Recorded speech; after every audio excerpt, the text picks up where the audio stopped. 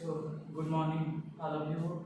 I hope you are doing well for your semester preparation and in structural design 1. Today, we will be discussing about the compression member. Okay, so compression member means it is a part of structural element which takes the load of the structure by means of compression. Compression means if this is the part of structure, then the load will be transferred by means of compression from both the side. Okay, so compression member if you consider it in case of concrete structure, it is for building it is known as a column, and for bridge it is known as pier. Similarly, if you consider the steel structure, then the compression member generally denoted as strut. Okay, so in as far as we are considering the concrete structure, so in this case we take it as a column. Okay, so for compression member design, you have to follow again that IS 456. Okay, so in IS 456 in page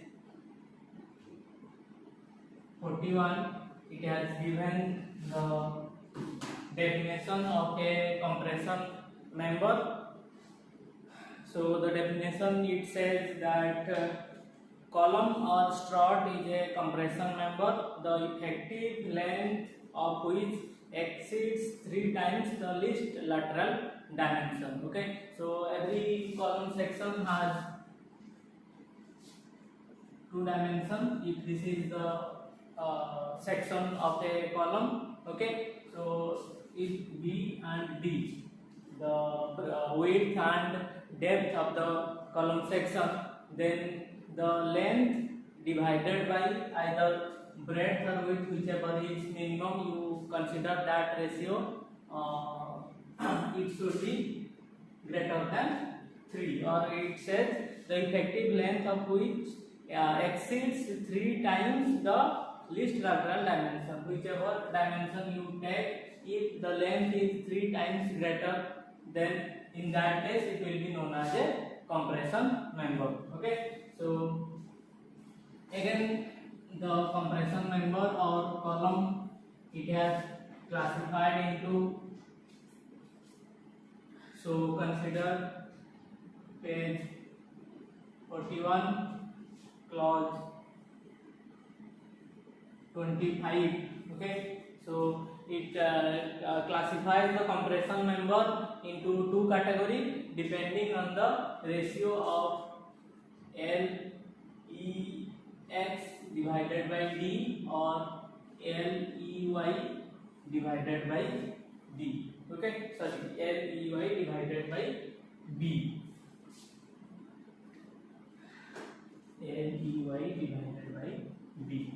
Okay, so if these ratio are less than 12, then that column is known as a short column. Okay, a compression member may be considered as a short when both the slenderness ratio LEX by D and LEY by B are less than 12. These ratios are known as the slenderness ratio. Okay, if it is less than 12, then that column is known as short column, and if it is greater than 12, then this will be known as slender or long column. Okay, so for LEX, it says that LEX is effective length in respect of the major axis and D is depth in respect of the major axis. If you consider this as column, this is B and this is D. Okay, so in this direction the length you take as LEX, and in this direction if you consider the length, then you can take it as LEY.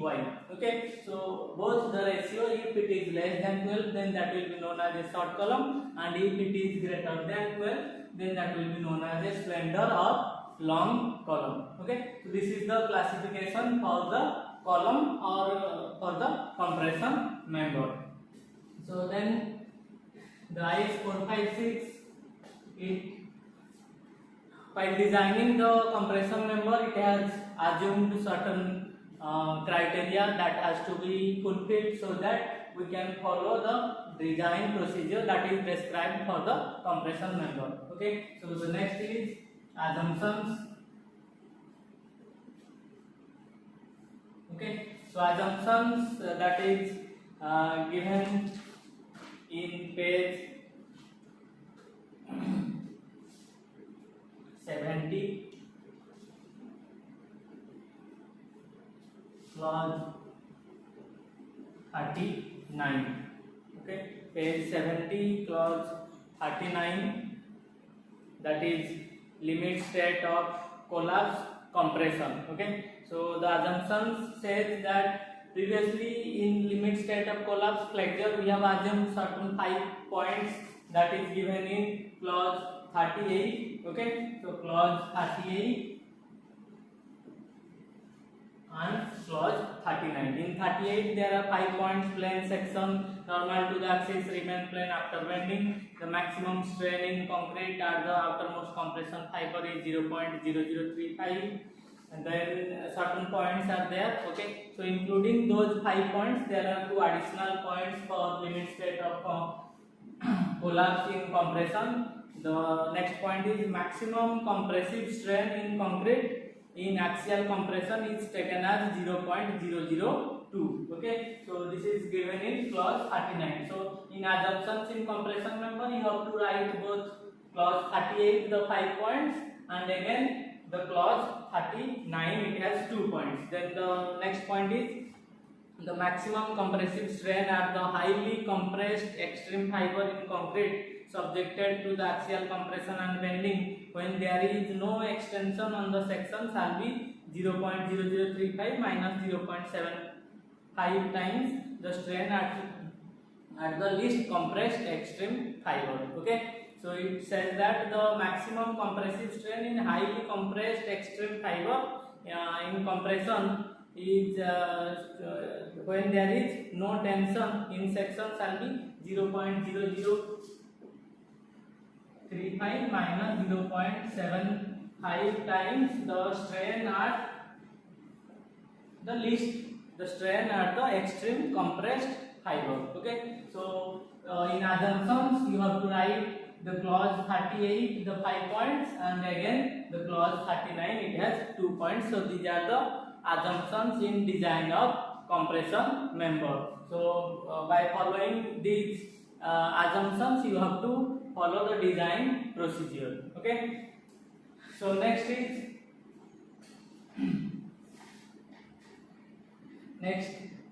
the length of compression member.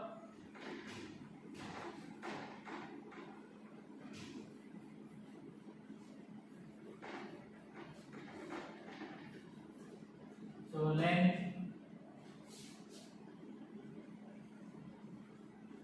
of column. Okay, so the column has generally 2 lengths. One is on supported length and second is effective length.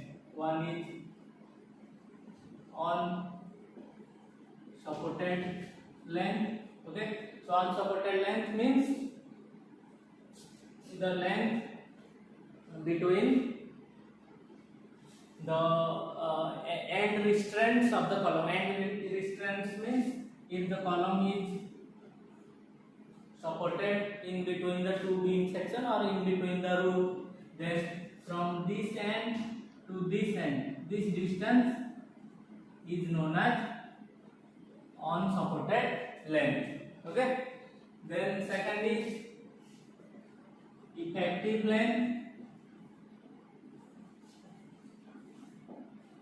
So effective length depends on the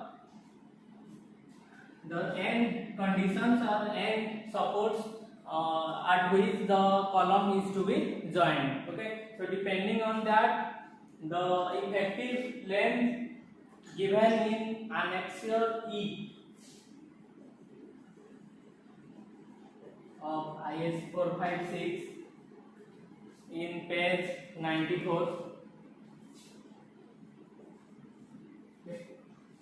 page 94 table 8 is given, and in that table it is given effective length of a compression member. Okay, so depending on the conditions, if at both the end there is fixed support, then the effective length will be equals to 0.65 L. Similarly, if at one end is hinge and other end is fixed, then the effective length will be 0.8 L.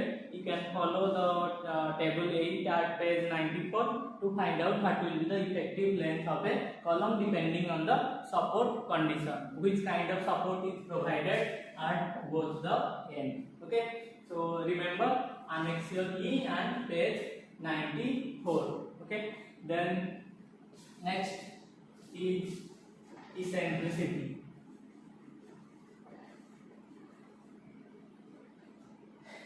So eccentricity means the column is a compression member. So compression member means the loadings have to be coming on the column are axial loading. Okay, so if this is a column section, it has a centroidal axis at here.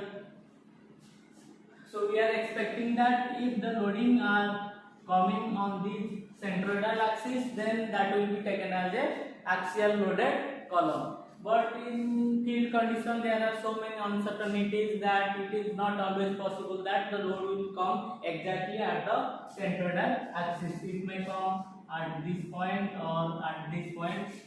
So the point of application of load from the centroidal axis, this distance is known as your eccentricity. माने column section रो centroidal axis रू loading row point of application जाए distance को हमको कहा होची eccentricity. Okay, and the loading condition is known as eccentric loading. Though we assume that we always design the column in such a way that the loading will be at the axis, but it is not always possible that in site condition that will satisfy. Okay, so for that safety purpose you have to always design the column for a minimum eccentricity. So that minimum eccentricity is how much? Now E minimum will be equals to, it is again given in page 41.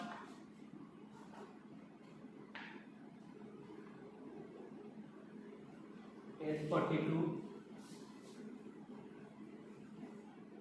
Okay, page 42, 25.4 clause number, clause 25.4. E minimum should be the unsupported length,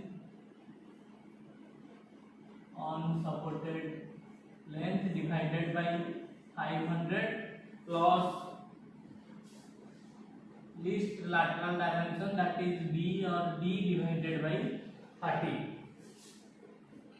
This will be the value of E minimum, and it is at least, it will be always 20 mm. Okay, so you have to design the column for a minimum eccentricity of the unsupported length divided by 500 plus B or D divided by 30. Okay, if it is greater than 20, then that is okay. If it is less than 20, you have to assume anyhow 20, because the minimum eccentricity should not be less than 20 mm in any case. Okay, so you have to column your design the column for the minimum eccentricity of 20 mm.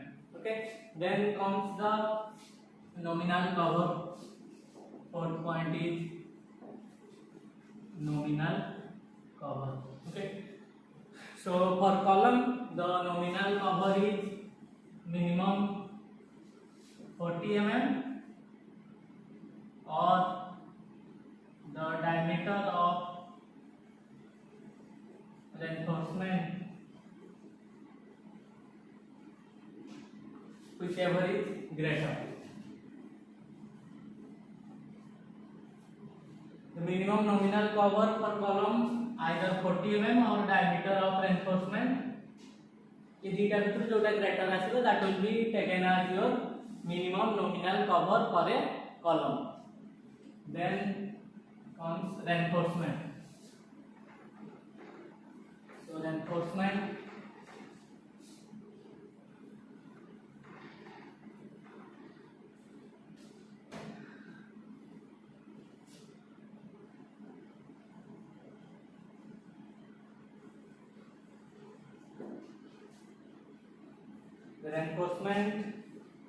it is given in page 48.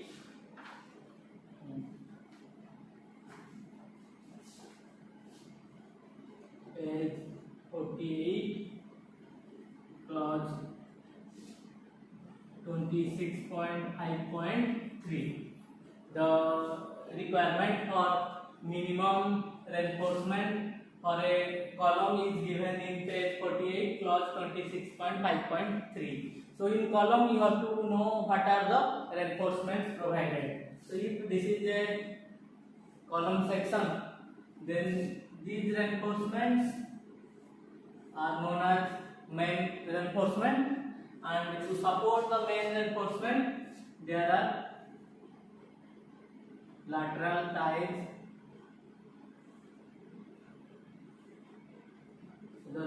This is main reinforcement,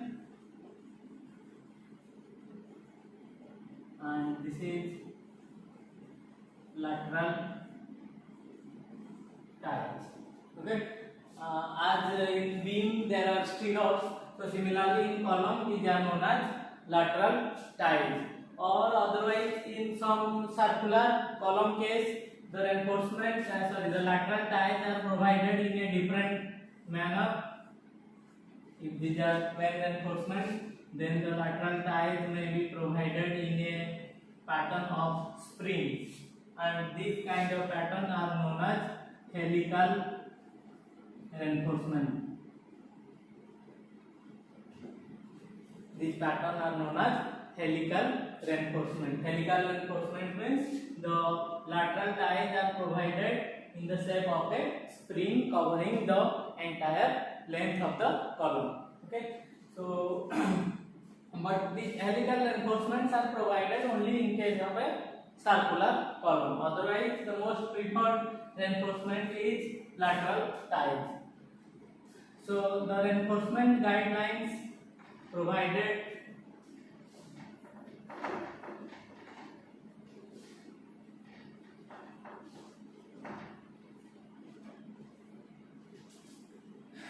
first is the cross-sectional area of longitudinal reinforcement shall not be less than, it says, AST minimum is 0.8% of cross-sectional area. The minimum area of reinforcement shall be 0.8% of cross-sectional area. Cross-sectional area means if the cross-section is a rectangular shape, then the cross-sectional area will be equals to B into D, or if the cross-section is a circular shape, then area will be equals to pi by 4 D square. Okay, so the AST minimum will be 0.8% of this cross-sectional area, and AST maximum will be equals to, the maximum reinforcement shall be equals to 6% of cross-sectional area. The AST minimum is 0.8% of cross-sectional area and AST maximum is 6% of cross-sectional area. And then next point, it says the minimum number of longitudinal bars provided in a column for minimum number of reinforcement for rectangular or square column. The minimum reinforcement is 4 numbers, and for circular it is 6. So if you are designing a rectangular or square column, the minimum number of reinforcement will be 4. it shall not be less than 4, and if you are designing a circular column, the minimum reinforcement will be 6. Okay. Then next point, it says the bars shall not be less than 12 mm diameter. So in column, the diameter of reinforcement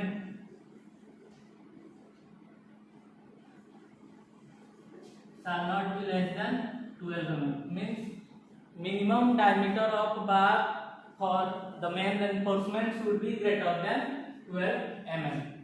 You cannot provide a bar of either 10 mm or 8 mm as main reinforcement in case of a column. In any column you consider. Okay. Then it says spacing of next point.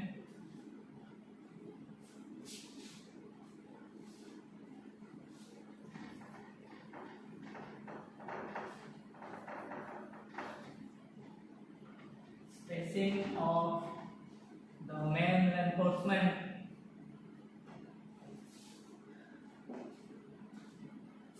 of the main reinforcement measured along the periphery of the column shall not exceed, means maximum spacing of reinforcement is 300 mm. You cannot provide two reinforcements at a distance of greater than 300 mm. The maximum distance between two main reinforcement shall be equals to 300 mm. Means the reinforcement spacing should be always less than 300 mm. And some other points there are also given. In any column that has larger cross-sectional area than that required to support the load, the minimum percentage of steel shall be based on the area of concrete required to resist the direct stress. A reinforced concrete column having helical reinforcement shall have at least 6 bars of longitudinal reinforcement within the helical reinforcement. Okay. So these are the guidelines how to provide the main reinforcement in case of a circular or rectangular column. Again, these are the main reinforcement, and for lateral ties,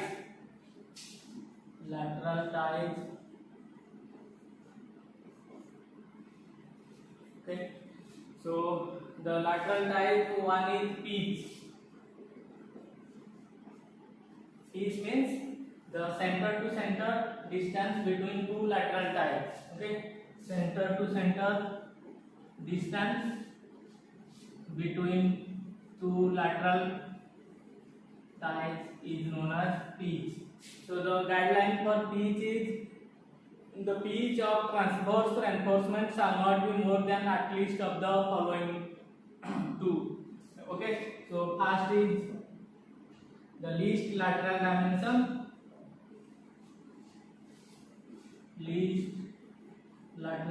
dimension, and second is 16 times the smallest diameter of longitudinal bar, 16 into 5. Okay, and third is 300 mm. Okay. So first point is least lateral dimension, means either B or D, whichever is small, you have to take that value.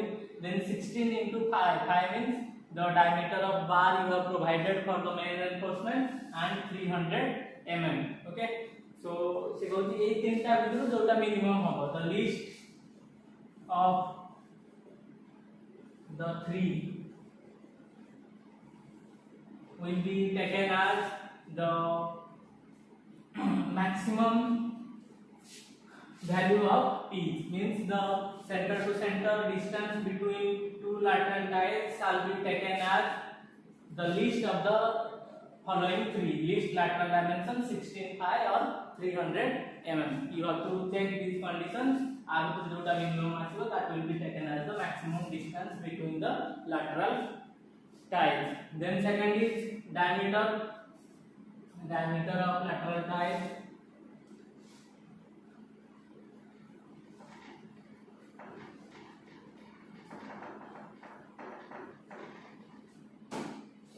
diameter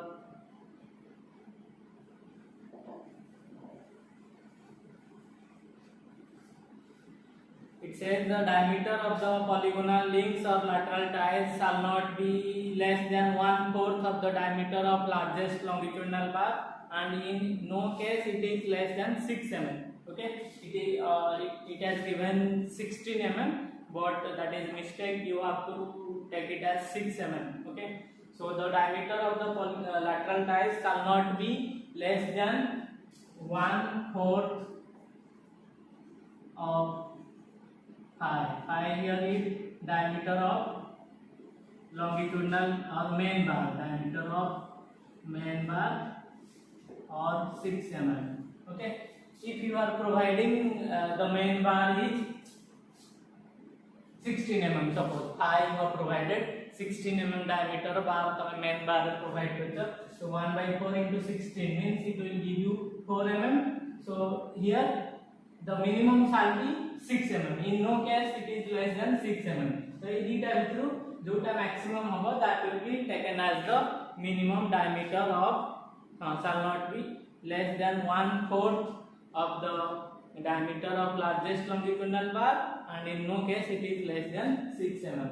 Either 6 mm or 1/4 of the longitudinal bar are through जोटा maximum होगा that will be taken as the minimum diameter of the lateral ties.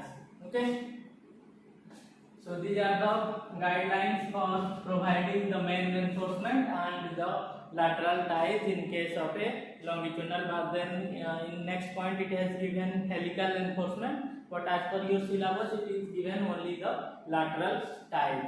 Okay, so now the load carrying capacity.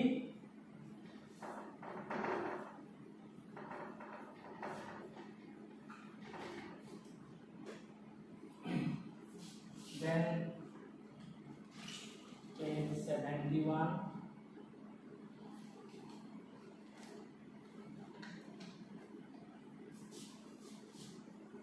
load carrying